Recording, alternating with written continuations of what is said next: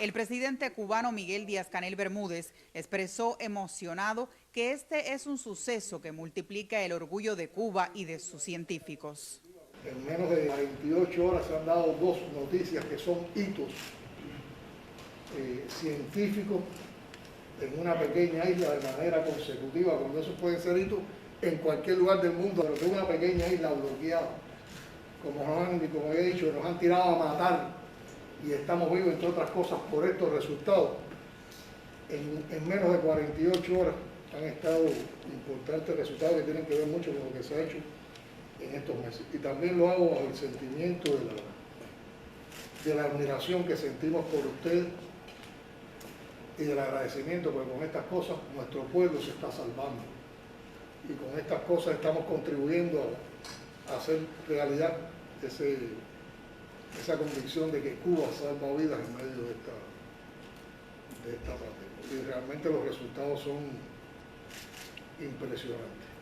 Somos de los pocos que, teniendo las vacunas cubanas para resolver los problemas de Cuba, estamos pensando también en cómo con esas vacunas cubanas podemos resolver los problemas de millones en el mundo y sobre todo de los millones que tienen menos y que hoy viven en una incertidumbre tremenda con lo que ha provocado la enfermedad. Y ustedes dieron una respuesta en 13 meses. En 13 meses un país que en medio de la pandemia ha sido más bloqueado, se ha recrudecido el bloqueo, se ha recrudecido la persecución financiera, han hecho todo lo posible porque aquí no llegue una gota de combustible, han hecho todo lo posible porque no lleguen medicamentos, y eso solo lo han salvado el corazón de ustedes, que vale millones, y los millones de razones que ustedes han estado defendiendo, porque han estado pensando en los millones de cubanos y en los millones en el mundo que pueden ser beneficiados con esto. Aquí también hay un hecho de enorme lealtad, de enorme fidelidad al pensamiento fundador de Fidel con relación al desarrollo de la biotecnología en Cuba, después a las ideas de perfeccionamiento que propuso Raúl para pasar de un esquema presupuestado a un esquema empresarial. Cuando dieron esta noticia en 92-28 que nos ponen en un nivel de vanguardia avanzada, eso también ratifica todo lo que se ha defendido con este resultado. Como mismo ustedes expresaron ahí en esa diapositiva, Fidel, que tenía una confianza tremenda, un día dijo que el centro era un gran centro y que lo importante era que también iba a tener grandes resultados científicos. Este es un gran resultado científico, con lo que ustedes han demostrado la grandeza de este centro y la fidelidad a ese pensamiento. Por lo tanto, en nombre de Cuba, felicitaciones. Talía González, Sistema Informativo de la Televisión Cubana.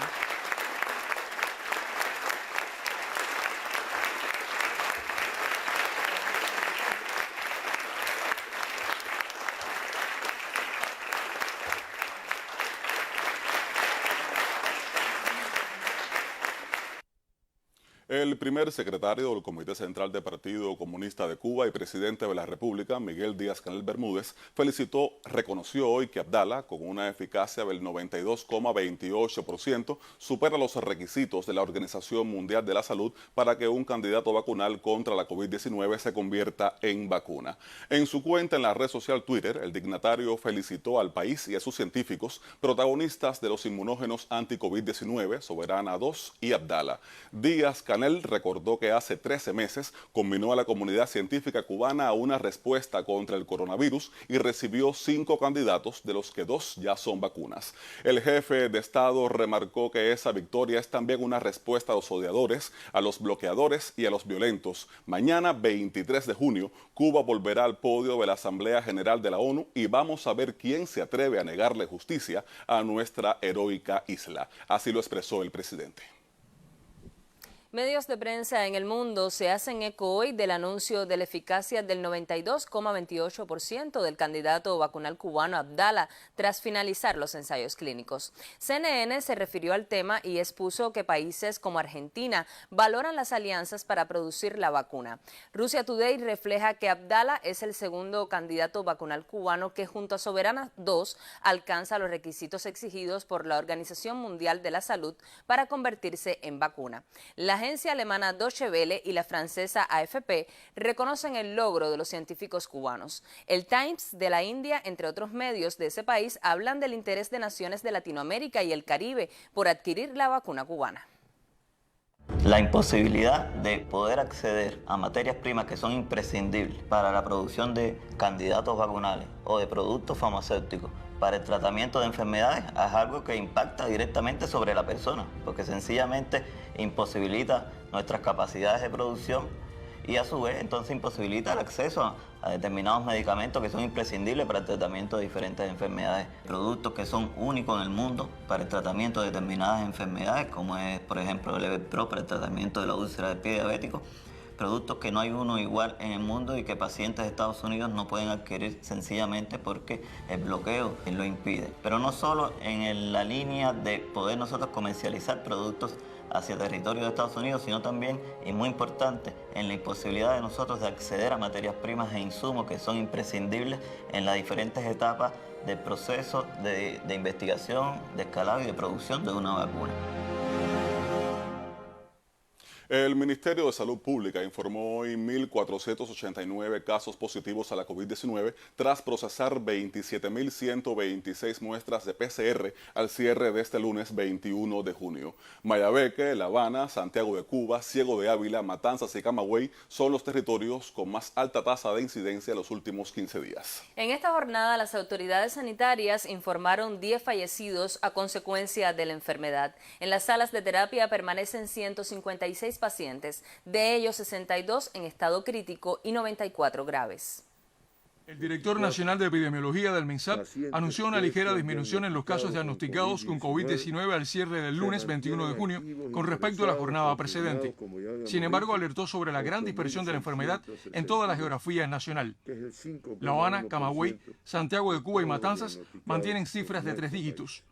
El incremento del promedio de casos diarios ha devenido tendencia desde el inicio de 2021. En enero tuvimos 501 casos diarios, en febrero 822, en marzo incrementamos 828, en abril ya 1044, en mayo ya subió de 1044 a 1151 y 10 fallecidos por día, estoy hablando de promedios por día. Y junio ya, en 21 días, promedia 1.311 pacientes diagnosticados como promedio y 10 fallecidos diarios.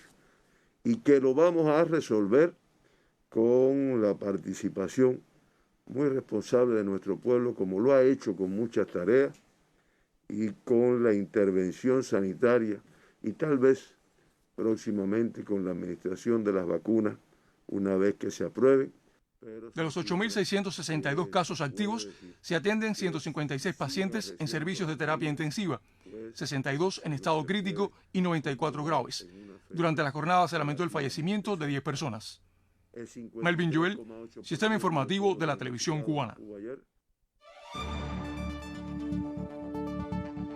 El bloqueo de Estados Unidos impone fuertes restricciones al sector de la agricultura. Sobre las alternativas de los investigadores cienfuegueros para sortear el cerco comercial, nos acerca Ismari García más adelante en este noticiero.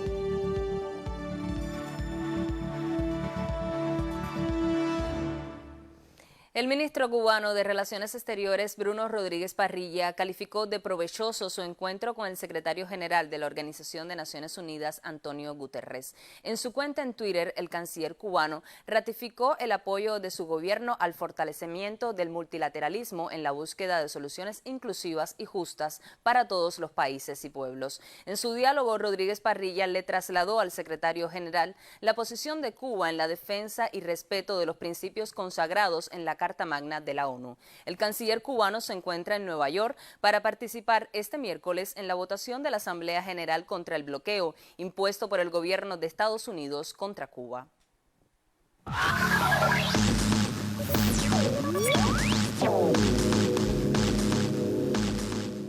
Revisamos noticias del mundo. Al menos 2 muertos y 40 heridos fue el balance en las últimas horas de la represión del Escuadrón Móvil Antidisturbios SMAT contra las manifestaciones en Bogotá. Organizaciones de derechos humanos cuantifican al menos 74 fallecidos a lo largo de las protestas, de los cuales 20 murieron por disparos de la policía. Un comunicado asegura que tanto la Policía Nacional como el SMAT hacen caso omiso al cumplimiento de los protocolos de intervención y acción en medio de la protesta social.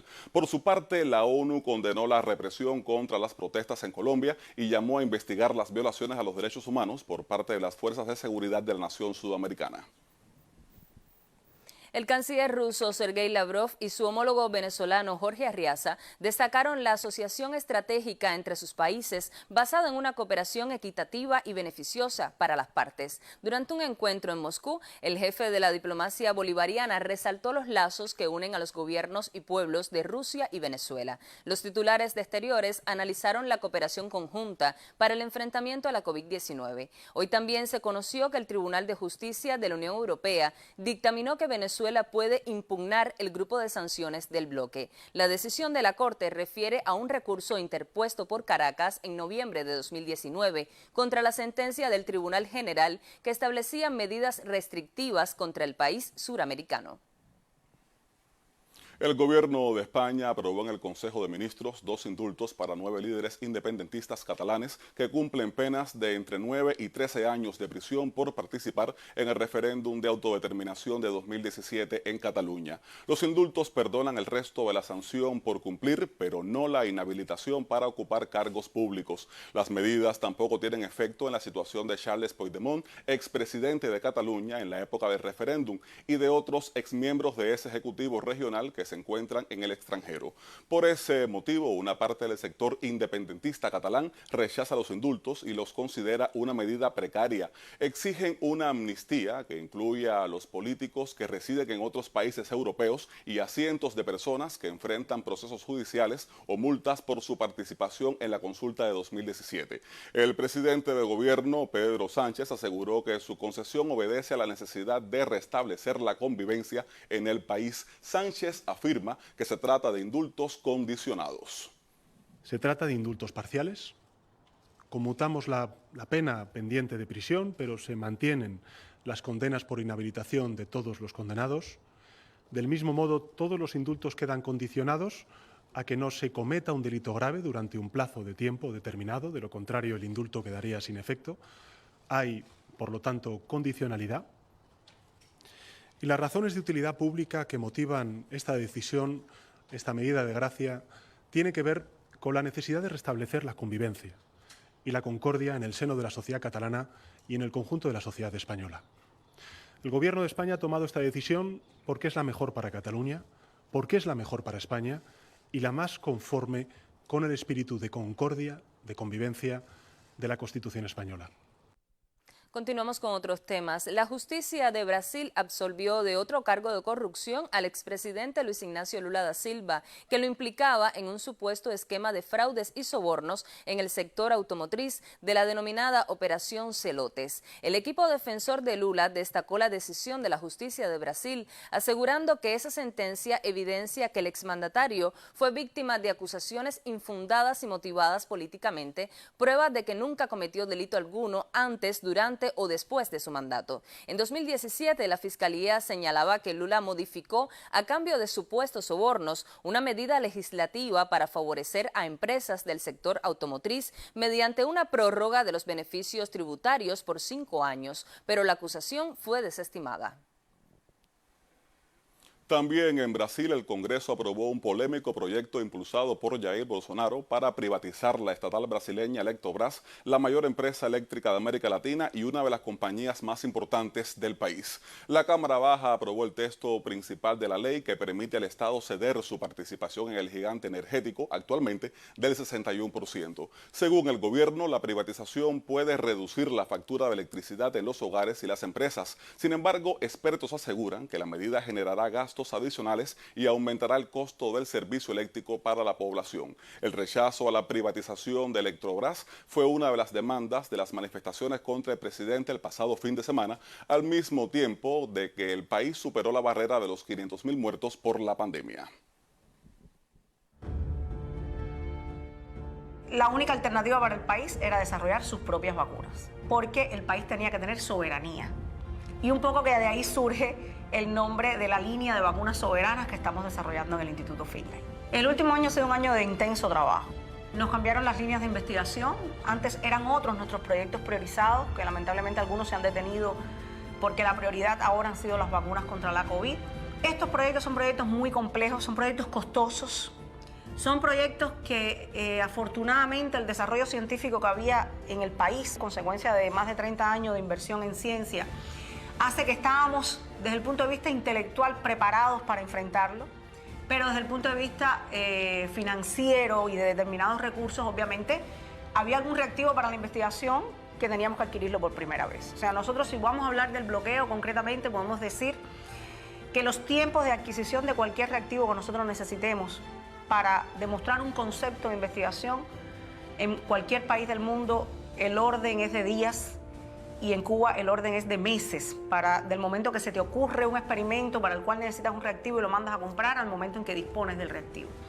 Por tanto, lograr tener esa inmediatez en el resultado ha sido un gran reto y un gran desafío en este último año. O sea, nosotros tenemos colaboradores en el extranjero que no podemos mencionarlos porque si los mencionáramos, ellos, desde su posición, estarían afectados por el bloqueo. Entonces, si el bloqueo nos toca a todos, ha sido un desafío hacer lo que hemos hecho el último año en medio de las condiciones que el bloqueo le impone a la ciencia en el país. El recrudecimiento del bloqueo económico, financiero y comercial de Estados Unidos contra Cuba causó pérdidas al sector de la agricultura por más de 350 millones de dólares el pasado año. La imposibilidad de realizar transacciones comerciales y de transportar productos tan necesarios como los insecticidas es una de las afectaciones a las que se han enfrentado con la producción de alternativas nacionales. Es el producto estrella de la empresa LabioFan Cienfuegos. Residuos del tabaco, hidróxido de sodio y alcohol como preservante componen el insecticida del que en 2020 se fabricaron más de 260 toneladas en el Centro de Reproducción de Entomófagos y Entomopatógenos de Espartaco, en el municipio Cienfueguero de Palmira. Con amplio espectro que alcanza la mayoría de los cultivos, durante la última campaña de siembra de frío, el nicosabe se convirtió en alternativa ante la imposibilidad de importar insecticidas desde los mercados europeo y chino. El país, producto de la persecución financiera que tiene, producto del bloqueo, no puede hacer los depósitos en tiempo para la adquisición de estos plaguicidas. Entonces hemos tenido a recurrir a alternativas biológicas para el control de la plaga. También conocido como tabaquina, fue muy popular en el mundo hasta que los plaguicidas sintéticos lo desplazaron.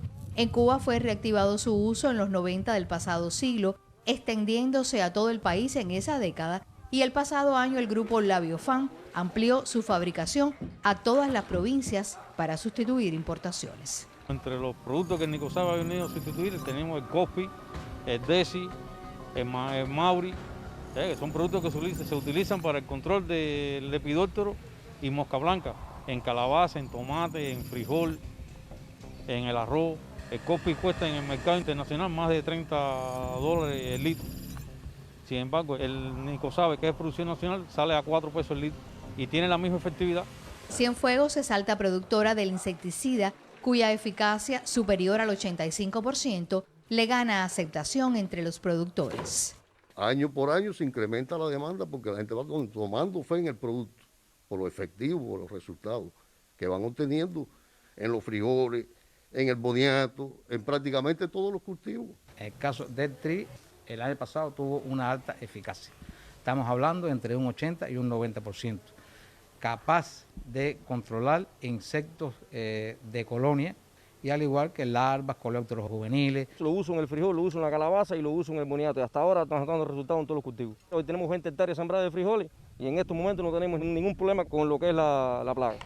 Hasta el mes de mayo se habían producido 67 toneladas de nicosabe en la provincia, una opción viable para enfrentar las plagas y los efectos del bloqueo sobre la agricultura nacional. Desde Cienfuegos, Ismari Barcia, Sistema Informativo de la Televisión Cubana. La Asamblea General de Naciones Unidas votará este miércoles sobre el informe Necesidad de poner fin al bloqueo económico, comercial y financiero impuesto por los Estados Unidos de América contra Cuba. En la sesión se escucharán nuevamente los motivos por los cuales el bloqueo debe ser levantado unilateralmente por la nación norteña. Efectivamente, Diana, una política que pretendió el derrocamiento de la naciente revolución hace 6 décadas, que ha causado penurias incontables y es un obstáculo para el desarrollo de la nación antillana. Ahora bien, ¿qué se espera que suceda mañana en Naciones Unidas? Asistiremos a otra votación unánime contra el bloqueo. Con este análisis, hoy en el estudio, el periodista Jorge Legañoa. Bienvenido, Legañoa. Saludos amigos, Diana, Junior. Más del 70% de los cubanos que habitamos el archipiélago en la actualidad, nacimos después que el presidente John F. Kennedy decretara el bloqueo a la barbuda y naciente revolución. 7 de cada 10 cubanos, asimismo 7 de cada 10 cubanos. Se dice fácil, pero hablamos de millones de seres humanos que llevamos como un signo común, un signo distintivo, como un tatuaje, el bloqueo. Todos lo hemos vivido de diferentes maneras. En la salud de un familiar que no pudo acceder a un medicamento o un equipo necesario para un tratamiento, o sencillamente la interferencia en los sueños y realizaciones individuales.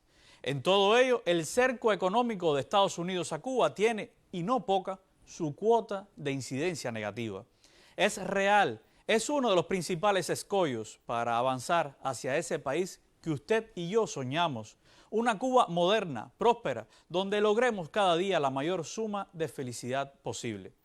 Pero ya son 6 décadas de bloqueo y la pregunta es, ¿hasta cuándo? Mañana se escuchará en Naciones Unidas nuevamente la voz de la mayor de las Antillas para denunciar el bloqueo. Pero no estaremos solos, uno tras otro escucharemos a los oradores solidarios. Todos darán razones para dinamitar una política fracasada.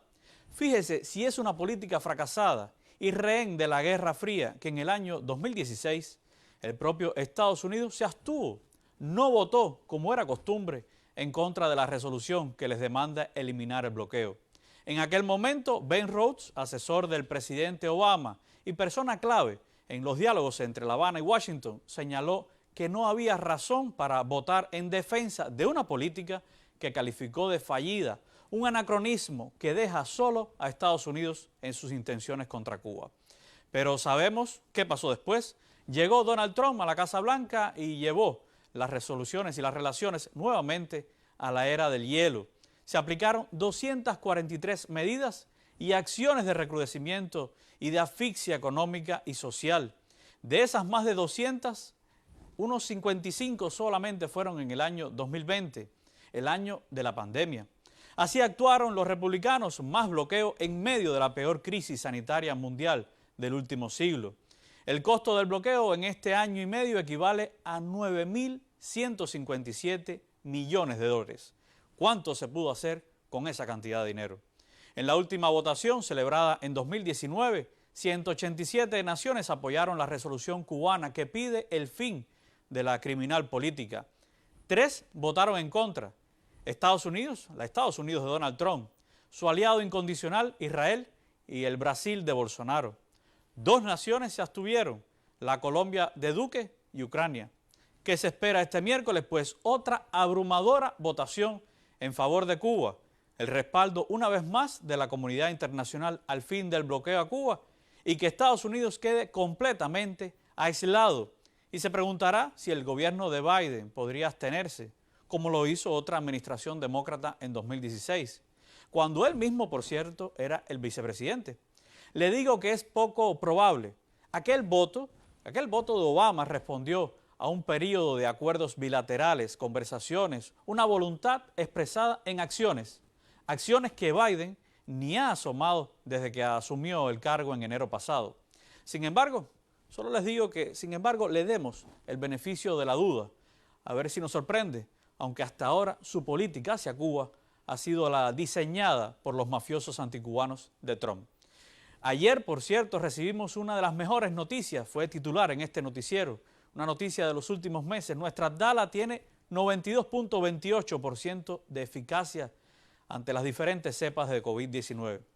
Imagínense entonces si bloqueados, sin suministros, perseguidas nuestras transacciones financieras, somos capaces de lograr una de las 4 vacunas anti-COVID más eficaces del mundo.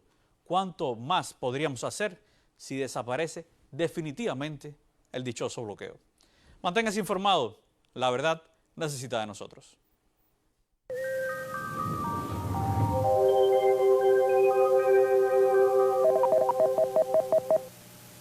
Muy buenas tardes. Sobre Cuba y mares adyacentes, al menos en superficie, está influyendo un sistema de altas presiones que usualmente está relacionado con las condiciones de buen tiempo. Sin embargo, en la altura, las condiciones meteorológicas están provocando inestabilidad. Se deben a la presencia de una baja a unos 10-12 kilómetros de altitud que justamente se localiza en las inmediaciones de la región oriental. Un sistema que cuando se combina con el aire cálido y húmedo, que además está influyendo en nuestra área geográfica, evidentemente incentiva la nubosidad y estimula las precipitaciones. Por eso en las tardes continúan reportándose chubascos, lluvias y algunas tormentas eléctricas que de manera local han llegado a ser fuertes. En las últimas horas el acumulado más significativo tuvo lugar en la ciudad de Santi Espíritu con 41 milímetros de precipitación. Hoy van a continuar similares las condiciones del tiempo.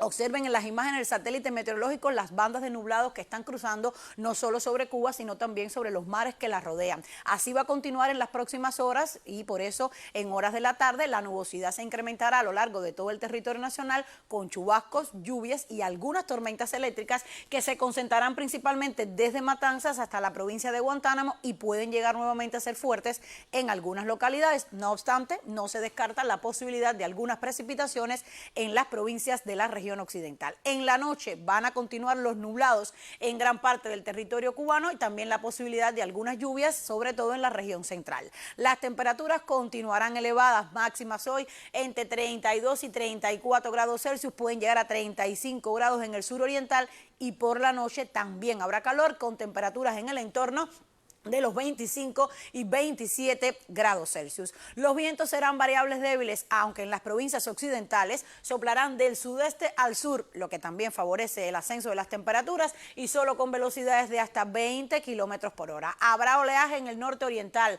poco oleaje en el resto de las costas, excepto en el norte de occidente, donde la mar estará tranquila. Así que ya usted sabe, jornada donde además de los nublados son posibles chubascos, lluvias y tormentas eléctricas, principalmente desde Matanzas hasta Guantánamo. Hasta aquí el tiempo. Gracias por la compañía. Como siempre le digo, cuídese mucho y tenga muy buen día.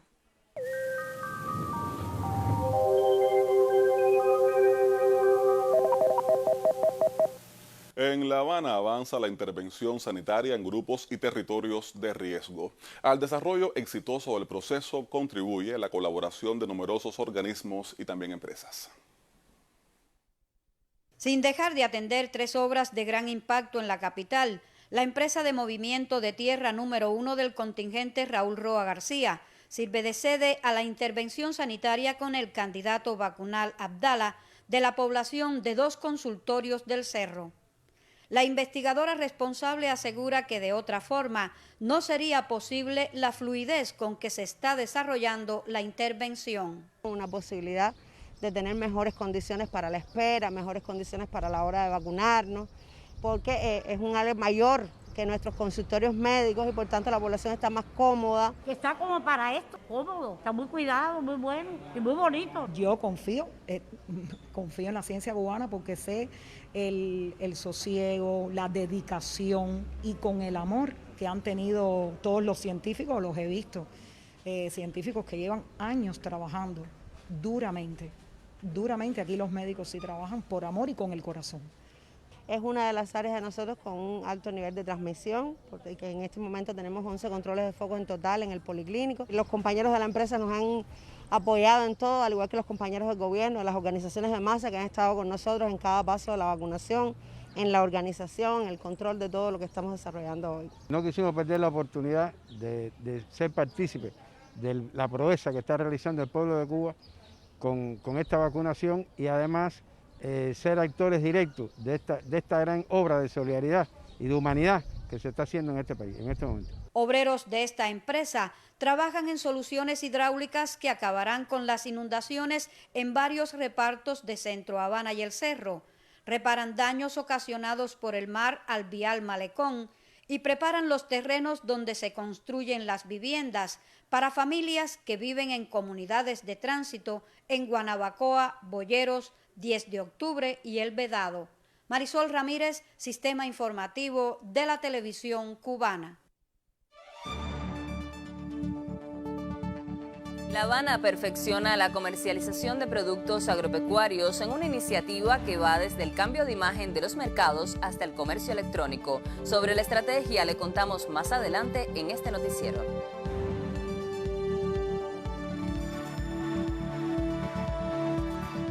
Continuamos con otras noticias. Se sabe que el bloqueo de Estados Unidos contra Cuba impacta también en la salud pública, pero la constancia e ingenio del personal médico de nuestro país se imponen ante la estrategia genocida del gobierno norteamericano.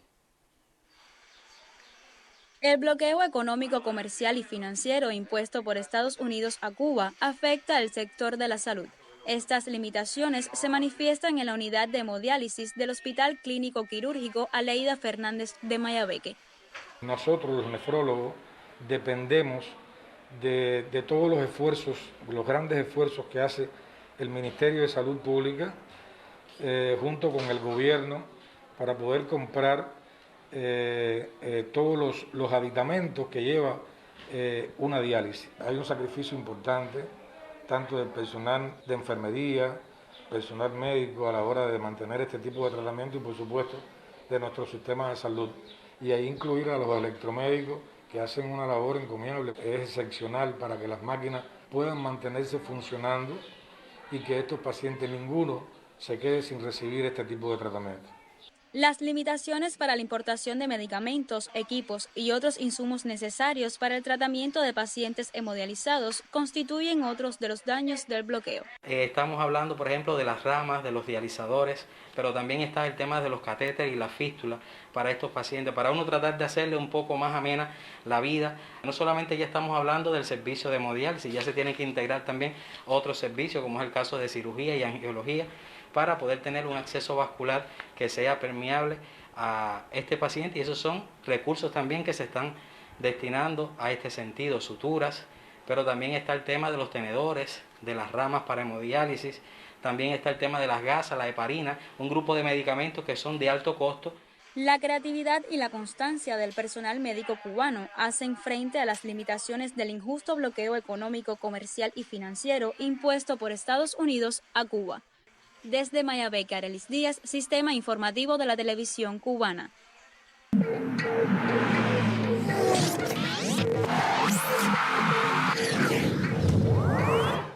Buenas tardes, actualidad deportiva al mediodía. La mejor ciclista cubana de los últimos años, Arlenis Sierra, retomará la próxima semana su agenda competitiva cuando intervenga en el Giro de Italia, última y muy exigente prueba para ella antes de los Juegos Olímpicos de Tokio. Carlos Durán con el reporte. Luego de una activa participación en mayo por varios torneos en España, Arlenis vive un descanso activo en Cuba y este sábado viajará hacia Europa para regresar al Giro de Italia. El también llamado Giro Rosa es el evento más exigente para el ciclismo de ruta femenino, tanto por las complejidades y variaciones de terreno como por ser el más extenso. El circuito plantea 10 etapas de competencia del 2 al 11 de julio. Será la tercera incursión de la pedalista antillana en esta elite. En el 2017 puso cuño en la élite al terminar en el 10º lugar y el pasado año finalizó en el escaño 42, pues se regresaba de varios meses de inactividad a causa de la pandemia. Para Arlenis, el circuito italiano llegará, por supuesto, como un nuevo reto profesional donde buscará confirmarse entre las mejores del mundo, pero además será el último ensayo para la cubana rumbo a los Juegos Olímpicos de Tokio. Carlos Durán de la Cruz, Sistema Informativo de la Televisión Cubana. a 31 días para el inicio de los Juegos, vamos conociendo las aspiraciones de la delegación cubana. En el levantamiento de pesas, 3 féminas están clasificadas para Tokio. Con 2 de ellas conversó nuestro compañero Andy Rivera. Bueno, yo creo que la preparación de los Juegos Olímpicos ha sido bastante complicada debido al tema de la pandemia, pero bueno, no hemos estado exentos a esto y creo que estamos en óptima forma para ir a competir en los Juegos Olímpicos de Tokio y creo que nuestro principal pronóstico es estar entre las 8 finalistas olímpicas y hacer nuestra mejor competencia. Hemos estudiado los contrarios, pero el estudio de contrarios es que nos dan este pronóstico.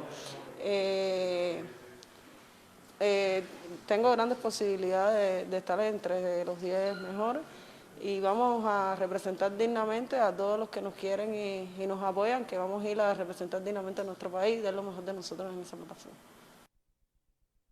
El campeón paralímpico de natación, Lorenzo Pérez, se prepara también de cara a la cita estival de este verano en Tokio. Al cubano le ha salido un fuerte rival en el italiano Antonio Fantini, quien le rompió el récord mundial tras 2 cambios de categoría. Sobre ello, Lorenzo conversó con el colega Aurelio Prieto. El italiano Fantino viene siendo nuevo para mí en mi categoría. Desde el año 2017 en el Campeonato Mundial en México apareció, pero apareció con resultados discretos. Era un atleta que venía de categorías superiores porque su discapacidad física pues requiere que esté en una categoría superior y ahora en este campeonato europeo pues llega y rompe el récord mundial 2 veces. El sistema de clasificación en el movimiento paralímpico, el objetivo que persigue es equiparar la discapacidad de los atletas para que unos no tengan más ventajas sobre otros. Pero bueno, esto ha venido ocurriendo en sentido general, no solo en la natación, ha venido ocurriendo en otros deportes también. Y yo personalmente me he visto afectado por estos sistemas de clasificación. No me queda más que entrenar, que prepararme, que seguir enfocado. Tokio 2020, desde que comencé con la mira en el podio.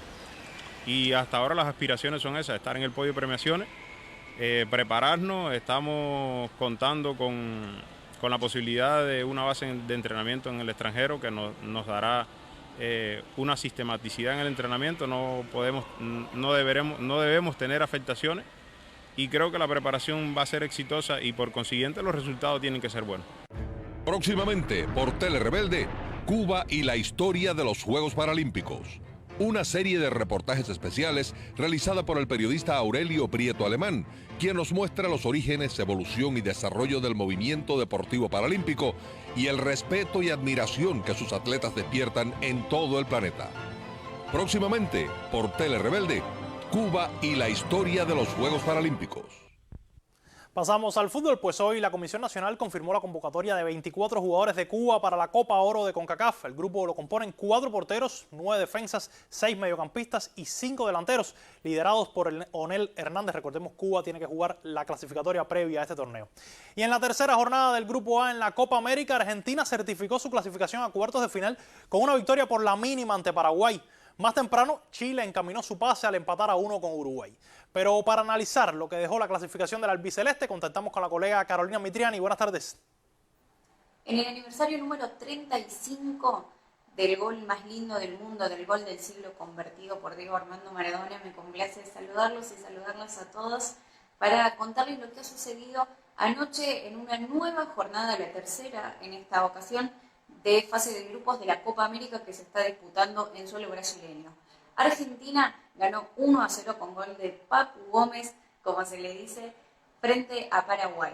Este gol que llegó tempranero y que marcó nuevamente una insistencia, una constante que tiene el equipo dirigido por Lionel Scaloni. Esto de avasallar en los primeros minutos, sobre todo en la primera parte del juego, y luego aplacarse, mermar el rendimiento. Eso se volvió a ver anoche en este triunfo de Argentina que le permitió el pase a los cuartos de final, evitando también de esta manera el cruce frente a Brasil, salvo que sea en instancia de final. Muchas gracias por tu análisis, Carolina. Bueno, y en la Eurocopa, esta tarde se definen los clasificados a octavos de final por el Grupo D, con los partidos entre Inglaterra, República Checa y Croacia-Escocia. Mientras que del béisbol, esta tarde arranca el preolímpico final, donde se otorgará el último cupo con el juego entre Dominicana y Venezuela, que será transmitido en vivo por Tele Rebelde. Así finalizan los deportes. Continúen con más información general en el noticiero del mediodía. Muy buenas tardes para ti, Andy. Continuamos con otros temas. Hoy se conmemoran 120 años del natalicio del líder sindical portuario Aracelio Iglesias. Obreros y una representación de la Central de Trabajadores de Cuba y del Sindicato Nacional de Trabajadores del Transporte y Puerto depositaron una ofrenda floral ante su monumento en la avenida del Puerto de La Habana. Desde las primeras horas de este 22 de junio se recordó el natalicio de Aracelio Iglesias, quien luchara hasta sus últimas consecuencias por los beneficios para sus compañeros. Entre sus muchas conquistas, organizó la movilización que derribó a Machado en 1933. Se desempeñó como secretario general del Sindicato de Estibadores y Jornaleros del Puerto de La Habana y fue fundador de la CTC. Nos encontramos aquí para conmemorar el 120 aniversario de su natalicio, en composición reducida, producto a las medidas que nos impone la pandemia de la COVID-19. Pero nada nos impedirá que recordemos al líder sindical portuario, que no escatimó esfuerzo en la lucha por sus trabajadores, delegado del sindicato ante el Congreso Constituyente de la Confederación de Trabajadores de Cuba. Fue elegido miembro de su comité ejecutivo. Esta mañana, en la Rada Habanera, los portuarios continúan sus hazañas para perpetuar el legado de quien los representó y que por sus conquistas, pistoleros al servicio del gobierno de turno, cegaron su vida. Hilda Suárez, Sistema Informativo de la Televisión Cubana.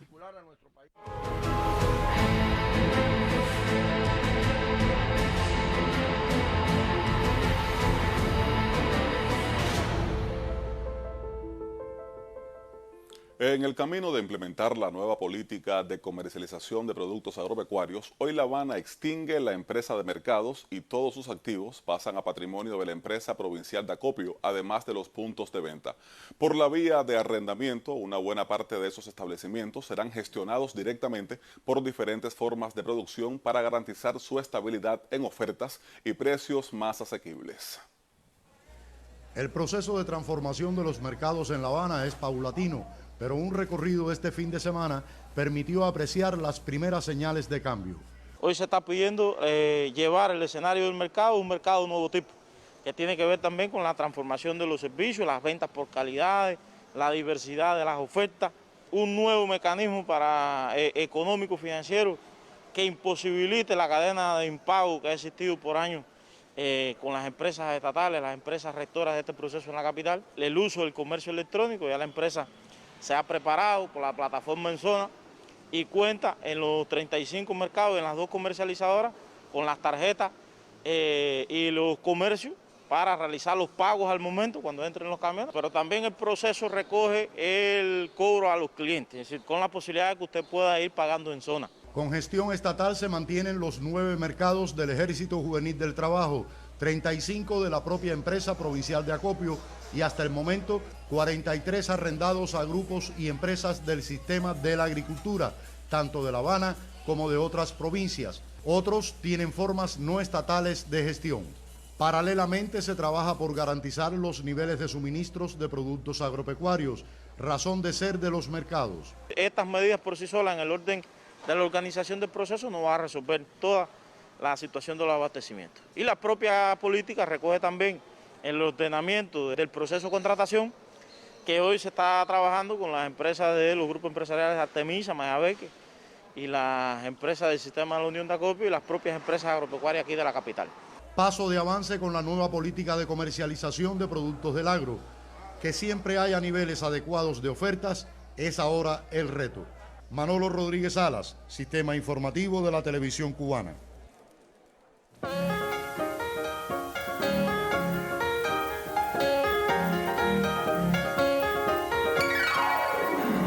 Buenas tardes. La orquesta cubana Habana Camerata recibió el gran premio en el concurso de música clásica de Atlanta, Estados Unidos. El director de la agrupación, David Pérez Anido, comentó en su cuenta en Facebook la satisfacción ante la noticia y agradeció toda la ayuda, buena energía y apoyo incondicional a su orquesta. Habana Camerata se fundó en el año 2017 y la integran 12 jóvenes instrumentistas egresadas de las escuelas del Sistema de Enseñanza Artística de Cuba. La cultura cubana también es afectada por el bloqueo que Estados Unidos impone a Cuba. Artex es una de las empresas cuyo desarrollo está limitado por ese cerco comercial y financiero. Artex es una sociedad mercantil promotora y comercializadora de bienes y productos culturales cubanos.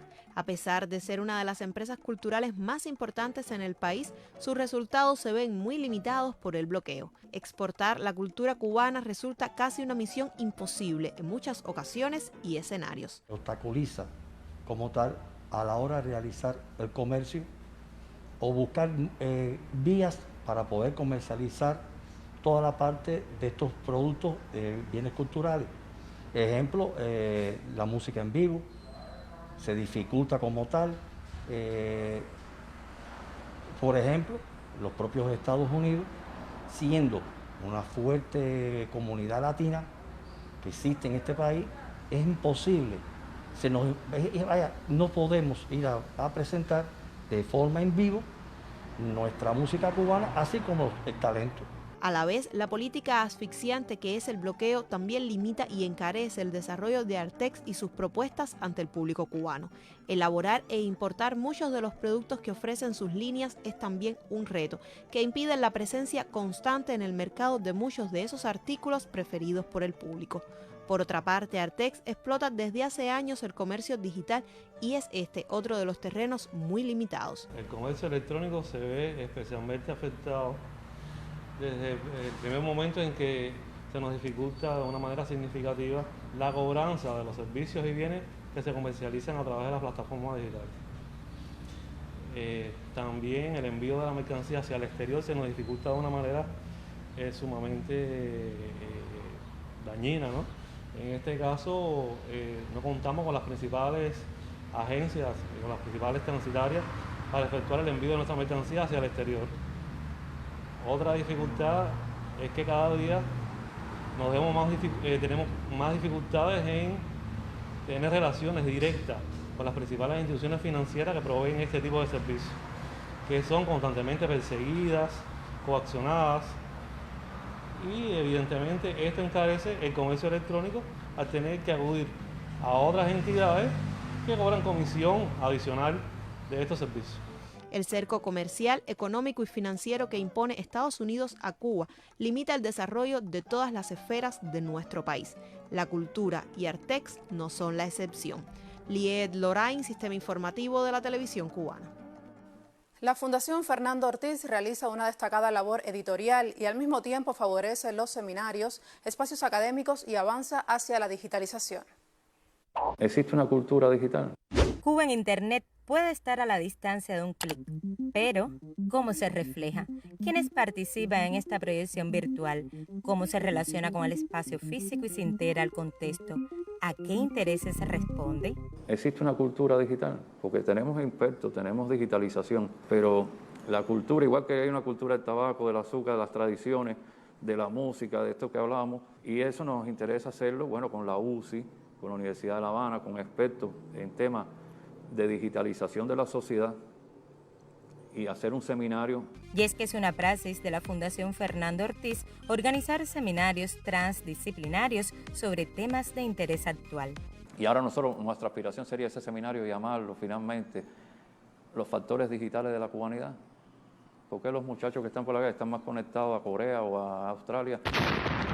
Factores digitales de la cubanidad, porque ya hoy en día eso se está con la realidad objetiva de la calle y la realidad virtual son dos componentes a los cuales queremos llevar los postulados de Ortiz. Los seminarios constituyen espacios académicos de intercambio entre especialistas e investigadores, de debate sobre aspectos que, como bien afirman los organizadores, forman parte del devenir histórico-social de la nación. Pero los seminarios no retoman al Ortiz en reedición textual, es tomar su visión, su metodología, su algoritmo, su saber y aplicarlo a nuevos problemas, como puede ser cómo nos concebimos como Cuba, valen como nos concibieron Saco y los pensadores, o esto nuevo que tenemos, el horizonte de la digitalización, de un mundo virtual en nuestro país. Entonces son importantes en esas dos coordenadas, retomar Ortiz y luego dar respuesta a temas actuales de Cuba.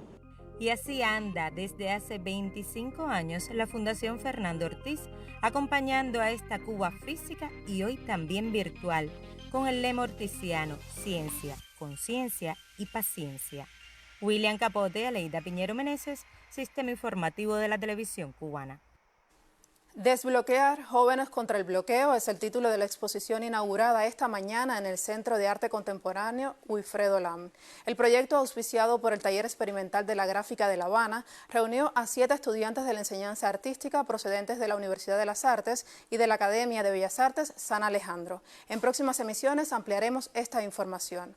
Buenas tardes. Buenas tardes para ti, Esther. El primer secretario del Comité Central del Partido Comunista de Cuba y presidente de la República, Miguel Díaz-Canel Bermúdez, dialogó vía telefónica con su homólogo ruso, Vladimir Putin, en ocasión del aniversario 80 del inicio de la Gran Guerra Patria. De acuerdo con un mensaje en la red social Twitter, Díaz-Canel hizo llegar al dignatario ruso la admiración y gratitud al heroico pueblo soviético por su decisiva contribución a la victoria sobre el fascismo. La humanidad recuerda aquel 22 de junio de 1941, cuando, sin previa declaración de guerra, tropas de la Alemania nazi y sus aliados invadieron la Unión Soviética, dando inicio a la Gran Guerra Patria. En esa conflagración perdieron la vida alrededor de 27 millones de soviéticos. En esa madrugada, 3 millones de soldados germano-fascistas, con el apoyo de tropas de regímenes aliados, iniciaron la operación Barbarroja, destinada a destruir la Unión Soviética. 80 años se cumplen hoy del hecho que muchos historiadores señalan como el comienzo del fin inevitable de la Alemania nazi. Era el inicio de la Gran Guerra Patria. La mayor invasión militar de la historia comenzó a las 3:15 de aquel domingo. Se lanzó para destruir a la URSS y esclavizar su pueblo. Para este historiador, el ataque cambió el curso de la Segunda Guerra Mundial. Barbarroja fue un príncipe prusiano que, según se dice, fue muy exitoso en sus guerras permanentes contra los eslavos. Por tanto, el mensaje, o uno de los mensajes de la agresión hitleriana, está codificado en el nombre de la operación: acabar con los eslavos. Y de los hitlerianos y del capital internacional era objetivo fundamental eliminar la experiencia socialista que se estaba realizando en la Unión Soviética. Había que acabar con el socialismo. Sánchez Monroe también afirma que la invasión se forjó en las intrigas antisoviéticas. Occidente admitió al nazismo en Alemania y su carrera guerrerista para que derrotara a la URSS. Aislada, Moscú firmó con Alemania el Pacto de No Agresión de 1939. En su momento lo dijo con una gran claridad Winston Churchill, que de no haber existido el Pacto de Múnich, los rusos no hubiesen sentido jamás la necesidad de firmar un pacto con Hitler. Era necesario ganar tiempo para fortificar al Ejército Rojo, debilitado por las purgas entre sus jefes militares tras la derrota en la Guerra de Invierno con Finlandia. Decidida a no provocar el conflicto de forma prematura, la dirección soviética desoyó los avisos sobre el próximo ataque fascista. Hace hoy 80 años, el golpe fue brutal. Fueron aproximadamente 3 millones de hombres que Hitler lanzó contra la Unión Soviética. Y en esa operación, la mayor parte de la aviación soviética fue destruida en tierra. En los primeros momentos de la operación Barbarroja, las tropas nazis avanzaban a un ritmo de casi 100 kilómetros diarios. A costa de terribles pérdidas, el Ejército Rojo contuvo el zarpazo y venció al enemigo fascista en la batalla de Moscú, lo que marcó el fracaso de la operación Barbarroja. Ahí se demuestra que en política los valores pesan, la moral pesa. Fueron necesarios casi 4 años más de cruenta guerra patriótica contra el fascismo, lo que es un hecho que el inicio de la operación Barbarroja marcó el inicio de la inevitable derrota de la Alemania nazi. Sin Castillo, Sistema Informativo de la Televisión Cubana. Y de esta forma concluye el noticiero del mediodía. Esperen más informaciones en la emisión de la tarde de Canal Caribe y el noticiero estelar de las 8 de la noche. Recuerde cuidarse mucho, por favor. Gracias por su atención y hasta mañana. Nos vemos mañana. Buenas tardes.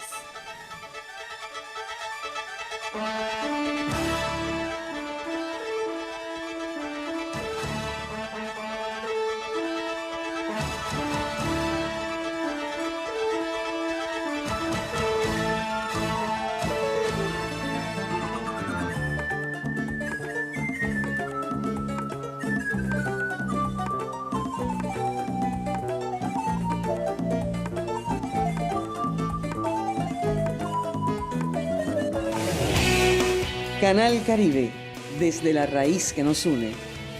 Ponemos a su disposición nuestro correo web porque nos interesa lo que opina de nuestra programación.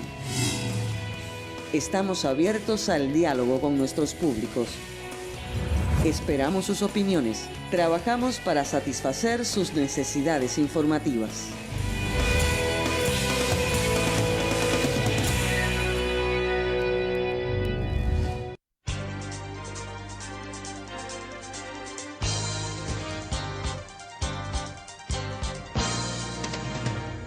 De lunes a viernes a las 6 de la tarde, una amplia visión del acontecer en cada provincia cubana. Los telecentros se presentan en Enlace Nacional, en el Canal Caribe, el canal cubano de noticias.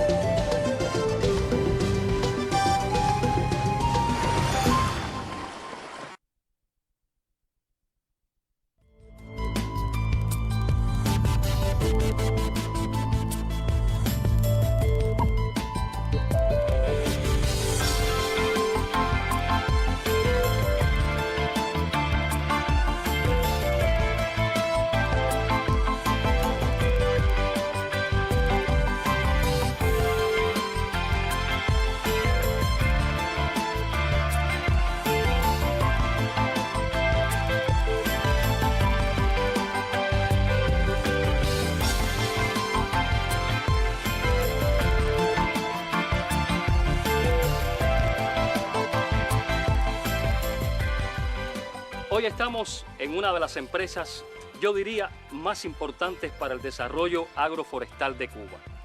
Estamos en la occidental provincia cubana de Pinar del Río. Servicios técnicos agroforestales asegura la funcionabilidad y también la sostenibilidad de la actividad forestal en la isla.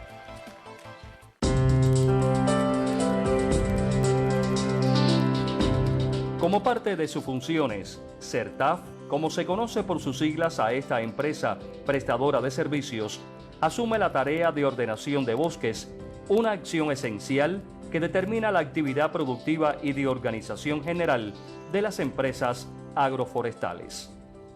Bueno, nos dieron la tarea a partir del 1 de febrero de asumir grupo de ordenación occidental que estuviera dentro de la empresa, por cuanto está enclavada en Pinar del Río, que es la matriz, y de ahí pertenece a esta UEB.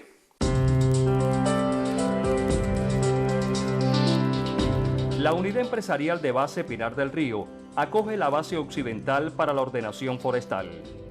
Actualmente, Servicios Técnicos Agroforestales realiza el proceso de ordenación de bosques en la empresa agroforestal Pinar del Río, lo que convertirá a esta en la primera del país en actualizar su patrimonio con el uso de moderna tecnología. La dirección del Grupo Agroforestal lleva un ciclo de estudio de hace más de 20 años, o sea, el 2000 puede ser, estamos hablando, donde se ha ido informatizando la actividad de la ordenación forestal. O sea, se han realizado software en varias versiones que han ido mejorando en en trabajo, en desarrollo, en implementación y uso de esas técnicas para que una ordenación, o sea, ordenación reiterada o ordenación de una empresa pueda salir en el periodo de un año, pueda haber más dinámica, pueda haber una actualización periódica de los manejos que se van haciendo y así ir viendo, como quien dice, mensualmente o diario o semanal, cómo se comporta la actividad de la empresa.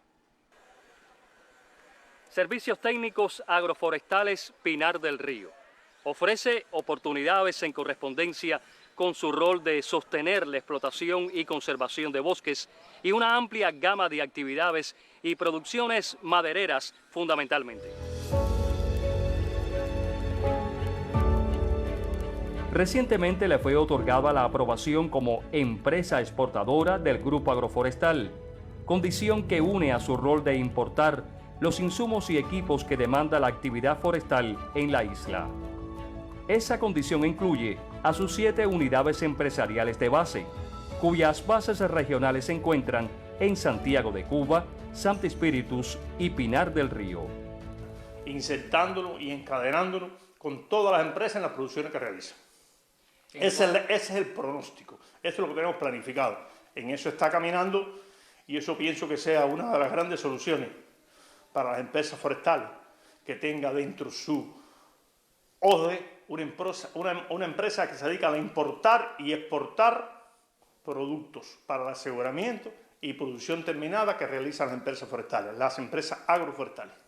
En sus inicios no fue tan abarcadora, pero hoy Servicios Técnicos Agroforestales Pinar del Río extiende su accionar a todo el occidente del país, dígase desde esta provincia, la más occidental, y hasta el territorio de Ciego de Ávila, atendiendo disímiles empresas agroforestales de este amplio territorio. CERTAF Pinar del Río encausa su programa de desarrollo con acciones concretas que se extienden a todo el occidente cubano.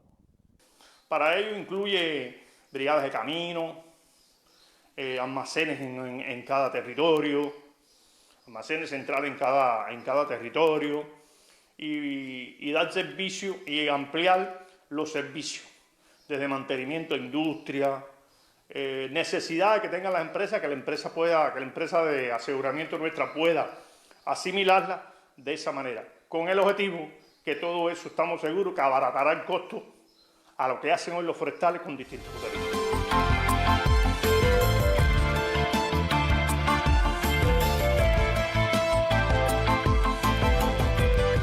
Como dijimos, dentro de sus nuevas funciones está la de ordenar los bosques de las empresas agroforestales de todo el occidente del país, aportando los estudios y resultados de la aplicación de modernas tecnologías y trabajando directamente con los ordenadores de las empresas.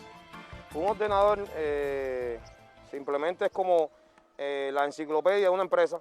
El ordenador tiene que tener sus expedientes, sus registros, donde se da de la vida de una empresa, o sea, la historia de cómo surgió la empresa hasta su formación, datos de los bosques que componen, la estructura organizativa que tiene una empresa, personal técnico, personal de trabajo. O sea, se resume toda una historia de una empresa forestal donde el trabajo fundamental es el estudio de los bosques, o sea, tener un control de un ciclo de vida de cada especie que nosotros lo llamamos como patrimonio. O sea, el patrimonio de esa empresa se le hace se expedienta, se organiza, se ve los ciclos de corta, a mediano o largo plazo y otras acciones más. Dentro de esta empresa existe una unidad empresarial de base llamada Talleres e Industria. Es una de las más importantes precisamente de esta empresa y les puedo asegurar que de todo el país. El por qué lo vamos a saber inmediatamente.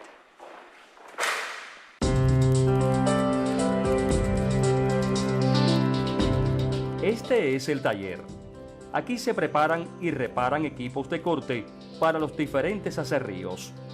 Las llamadas hojas de sierra son preparadas aquí, tomando en cuenta la demanda y el tipo de aserrío. El trabajo abarca desde el marcaje y la soldadura hasta el corte adecuado, de acuerdo a su extensión. Las hojas de banda vienen en rollo, es de importación, se corta en diferentes tamaños en dependencia de los aserraderos que hagan la demanda. Se pasa allí, se suelda y después se pasa aquí a pulir la hoja. Después más tarde se pasa al frente, donde se da tensión para el endurecimiento de la hoja. Así que para que la hoja esté corte recto, haga corte recto.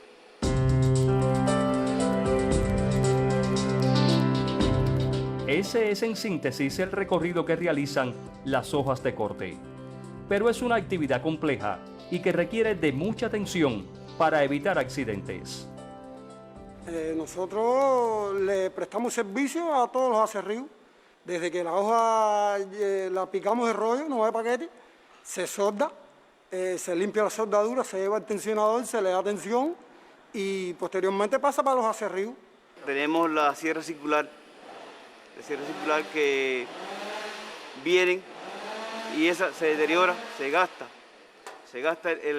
la plaquita y aquí se vuelve a retirar la plaquita vieja y se le pone nueva y el disco queda como nuevo otra vez. Es decir que nos cuesta menos la materia prima, al traerla aquí nos cuesta menos montarlo aquí que traerlo importado completo nuevo. Acero que viene preparado para eso, para picar madera. El acero ese es flexible, pero a la vez acero es. Y sus propiedades son para eso. Acero preparado para picar hoja. Lo primero que hay que estar es calificado. Los compañeros que montaron el taller nos dieron entrenamiento y posteriormente, bueno, ya hacemos el trabajo aquí como es debido. Sí, esto es un taller y hay riesgo. Pero bueno, ya nosotros sabemos trabajar esto aquí y nunca hemos tenido un accidente de trabajo.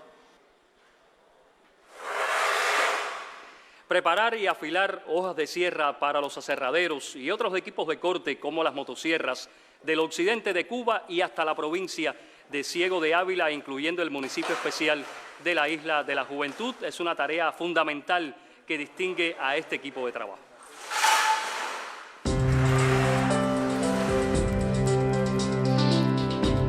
Este es el mayor aserradero de Cuba. Está enclavado en Macurije, municipio de Guane, en Pinar del Río. Es una de las industrias que recibe del taller las hojas de corte que utilizan las potentes máquinas. No es el único.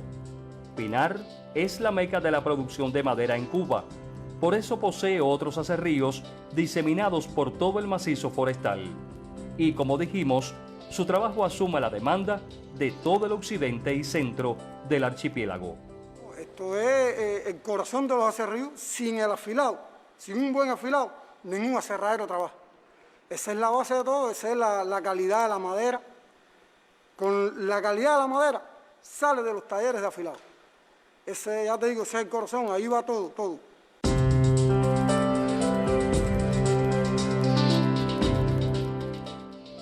Mientras se preparan las afiladas hojas para el corte de la madera en los aserríos, un experto motoserrero pone a punto esos valiosos equipos que el tiempo y el trabajo han impactado para su funcionamiento. Las motosierras son el brazo derecho de los trabajadores forestales y no forestales, porque ahora tenemos también el carbón, los particulares, nosotros trabajamos terceros también. El carbón, que sabe que es importación. El lío es que aquí se hace hasta cola para las motosierras, porque la gente necesita motosierras y no hay mucha gente que le sepa estos aparatos, porque cualquier mecánico, pero estos aparatos son muy complejos. Esto es un aparato de alta velocidad y de fuerza. Y entonces todo el mundo arregla y pone una bicicleta, pero no trabaja. Para cortar madera no trabaja. Y la aroma come motosierra.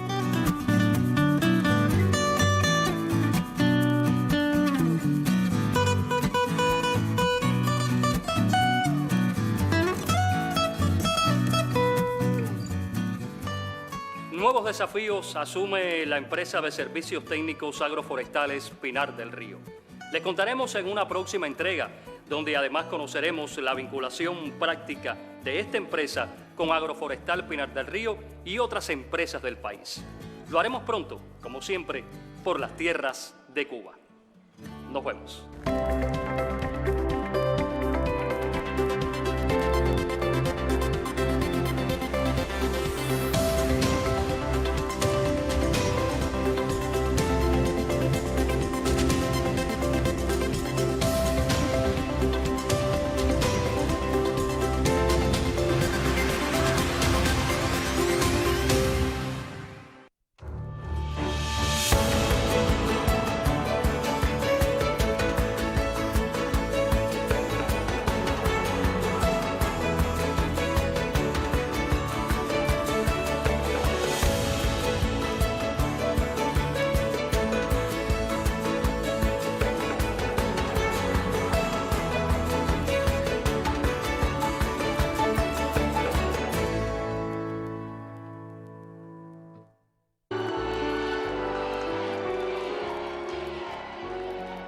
El bloqueo criminal que nos promete endurecer multiplica el honor y la gloria de nuestro pueblo, contra el cual se estrellarán sus planes genocidas, se lo aseguro.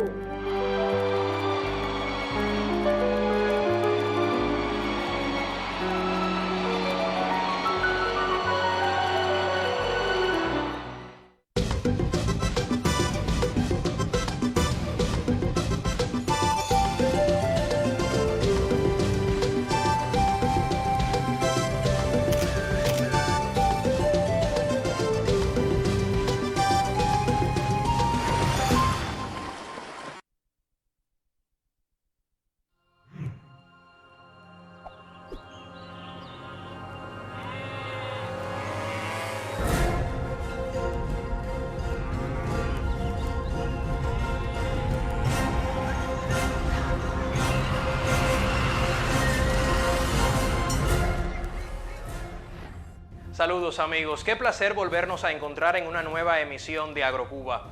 La capacitación y el extensionismo en la producción ganadera constituyen pilares para la aplicación disciplinada de la ciencia y la técnica. Pero, ¿cómo asumen los campesinos cubanos nuevas formas de hacer? ¿De qué fuentes de conocimiento se nutren para incrementar sus producciones? A estas y otras interrogantes daremos respuesta en los próximos 12 minutos de información. Acompáñenos. En esta emisión le actualizamos sobre la capacitación para el empleo de tecnologías reproductivas e incrementar la masa ganadera en Cuba. A través del criterio especializado conocerá sobre el programa extensionista y de capacitación que desarrolla el CIMA-GT. Y antes del cierre, espere un reporte sobre la utilización de las plataformas digitales para visibilizar buenas prácticas agropecuarias. Esto y más en AgroCuba, un programa sobre ganadería, cultivos y ciencia. Acompáñenos.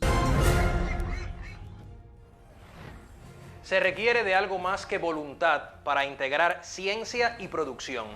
En ese sentido, las prioridades del gobierno cubano van dirigidas a la vinculación cada vez más creciente de los resultados científicos con la producción de alimentos, y para ello se precisa también de organización, disponibilidad de recursos y gestión constante del conocimiento.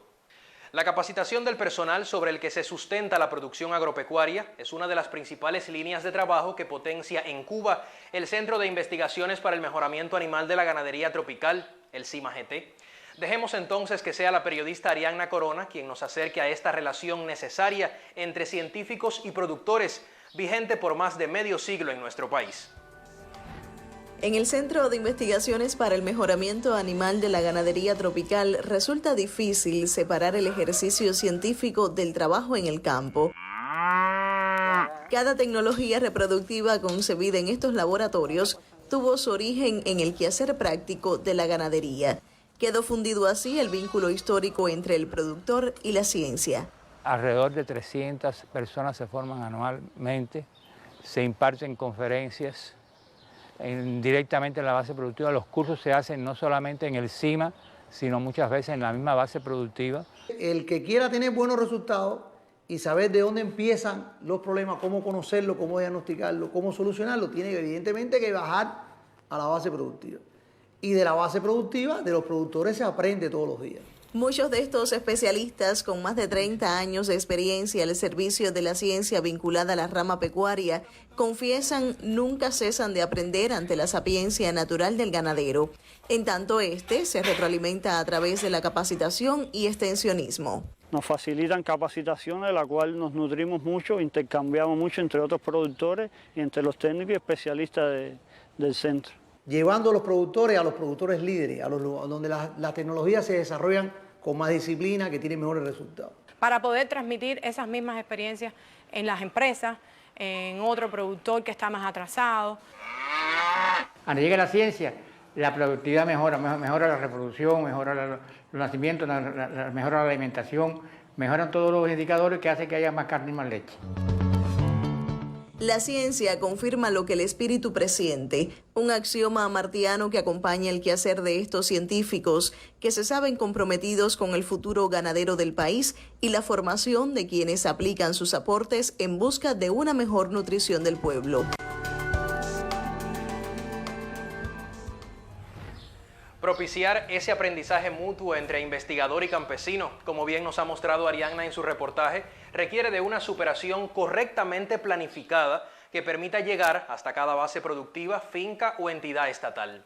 Pero para conocer sobre el programa de capacitación y extensionismo que se materializa en el CIMA-GT, dialogamos vía telefónica con la máster en ciencias Danay Sosa Mirabal, directora de desarrollo de la mencionada institución. Saludos, Danay, bienvenida a Agrocuba. Buenas, Adiel, es un gusto estar con ustedes en el programa. Danay, en más de una ocasión el presidente cubano Miguel Díaz-Canel Bermúdez ha enfatizado en la importancia de la gestión del conocimiento y la capacitación de los productores. Pero, ¿cómo se materializa esto desde el CIMA-GT?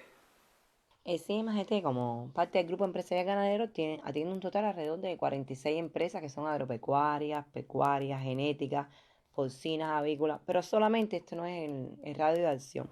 Se extiende un poco más allá a otras formas productivas de otros organismos, como el sector campesino y algunas UBB que están en las provincias en cada una de las empresas. Nuestro instituto cuenta con un grupo de investigadores, especialistas técnicos que contribuyen de manera muy importante al desarrollo de la ganadería. ¿A través de qué? De la gestión del conocimiento y de la capacitación. Entre las diferentes actividades relacionadas con la gestión del conocimiento, en su máxima expresión están los programas de doctorado, maestrías, entrenamientos, adiestramientos, asesorías, cursos de posgrado en diversas temáticas de reproducción, genética, inseminación artificial. Pero además tenemos un grupo de acciones que está destinada para el productor primario, como cursos, conferencias, charlas, seminarios, días de campo, visitas técnicas.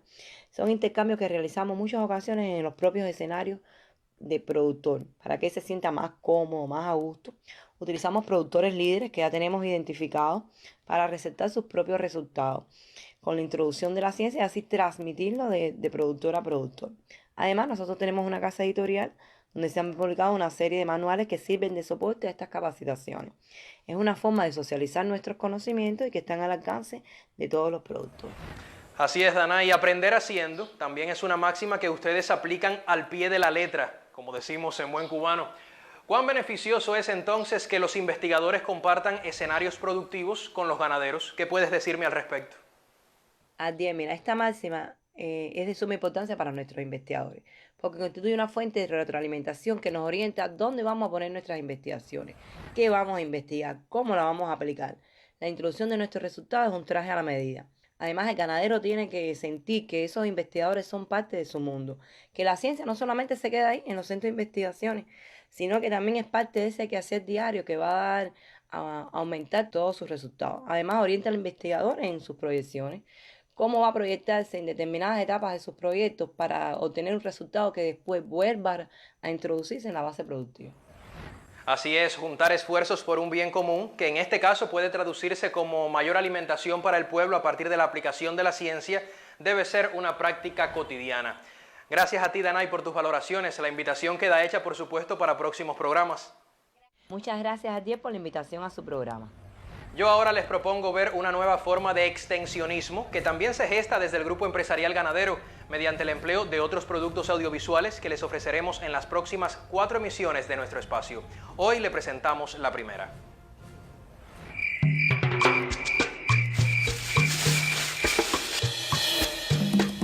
Oiga, televidente, me llamo Juvencio Y si usted me lo permite, yo quiero hablarle del cerdo criollo cubano. Con mis años he aprendido que el cerdo criollo es una raza que vino de España hace más de 500 años. Este cerdo estuvo presente desde los primeros tiempos de la agricultura en el país y es un animal rústico que se ha adaptado a nuestros campos. Y lo más importante,